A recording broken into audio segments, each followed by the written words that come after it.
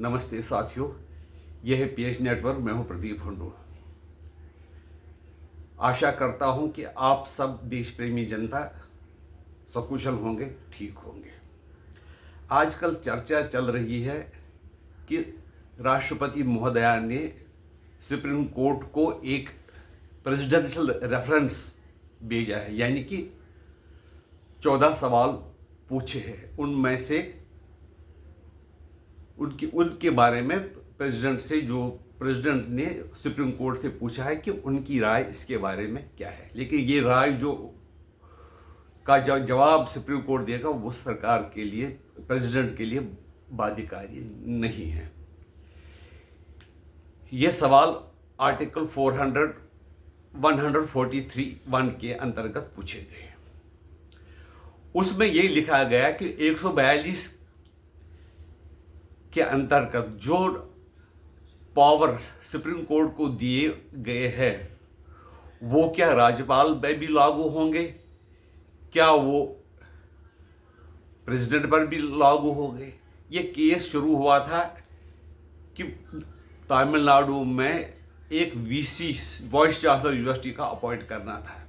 राज्यपाल ने किसी एक व्यक्ति को वहाँ का वाइस चांसलर नियुक्त किया, लेकिन जो वहाँ की राज्य सरकार थी वो चाहती थी कि और किसी को बनाया, लेकिन राज्यपाल ने ये बात नहीं मानी। तो इस सिलसिले में जो राज्यसभा, वो वहाँ की जो विधानसभा है, विधानसभा ने एक बिल पास किया कि जिसको पावर दिया गया स्टेट गवर्नमेंट को कि वो यूनिवर्सिटी के जो वाइस चांसलर उनको अपॉइंट कर सकती है। तो मंजूरी के लिए उस बिल को राज्यपाल के पास भेजा गया। राज्यपाल ने कोई जवाब नहीं दिया। तो जो राज्य सरकार है वो सुप्रीम कोर्ट के पास चली गई और ये केस चला गया जस्टिस पादरीवाला और जस्टिस महादेवन के पास। उन्होंने एक ऐतिहासिक निर्णय दिया 8 अप्रैल 2025 को कि अगर 3 महीने के अंदर अंदर राज्यपाल या राष्ट्रपति किसी बिल को मंजूर नहीं करे, उसको ऑटोमेटिकली पास माना जाएगा। यानी कि सुप्रीम कोर्ट ने राष्ट्रपति को भी निर्देशित किया है कि उसको क्या करना क्या नहीं है। लेकिन ये सब हम जानते हैं, मैं एक लेमैन हूँ, मैं भी जानता हूँ कि हम सब, चाहे जुडिशरी हो, चाहे पार्लियामेंट हो, चाहे आर्म्ड फोर्सेस हो, चाहे कंट्रोलर ऑडिटर जनरल हो, इलेक्शन कमीशन ऑफ इंडिया हो, वो राष्ट्रपति के नाम से ही काम करते हैं। राष्ट्रपति कानून को रद्द भी कर सकते हैं, किसी कानून को जो गैर कानूनी हो।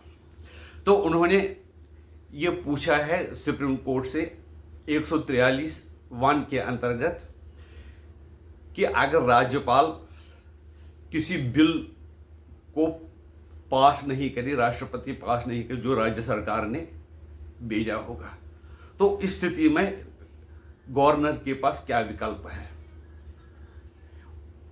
और क्योंकि ये जो निर्देश दिया था पादरीवाला बेंच ने, उन्होंने 142 के अंतर्गत, इसमें सुप्रीम कोर्ट को पावर दिया गया है कि वो कानून की व्याख्या करे या किसी चीज़ के बारे में अगर कानून नहीं हो उसके बारे में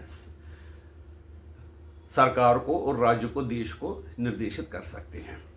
ये भी पूछा गया है जो 142 का आपने इस्तेमाल किया है इसमें कि निर्देशित करने के लिए सरकार को या राज्यपाल या राष्ट्रपति को कि उनको 3 महीने के अंदर अंदर अपनी रिपोर्ट, उनकी अपनी मंजूरी देनी पड़ेगी। अगर नहीं वही देते हैं तो वो जो बिल है पास माने जाएंगे। इससे 10 विधेयक जो असेंबली की थी, तमिलनाडु असेंबली के, वो ऑटोमेटिकली पास हो गए।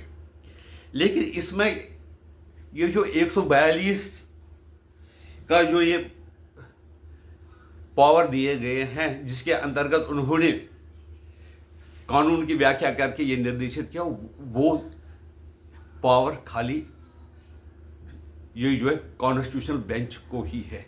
जब ये कानून बना था जिसमें ये नहीं दिया था कोई पाबंदी राज्यपाल या राष्ट्रपति पर नहीं लगाएगी, तब 13-14 जज थे और 5 मेंबर जज का कॉन्स्टिट्यूशनल बेंच यूजुअली माना जाता था। अब तो 34 जज है। अगर इस वक्त अगर ये कानून जो उन्होंने निर्देशित किया वो कॉन्स्टिट्यूशनल बेंच जिसमें 11 जज हो,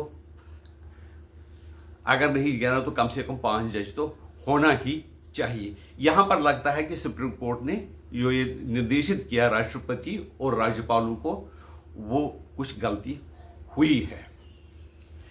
अगर मान लो कोई कानून है, राज्य जो असेंबली है वो पास करे, वो कहे कि जैसे कि तमिलनाडु कहे कि हम आज से यहाँ पर दफा 370 लागू है,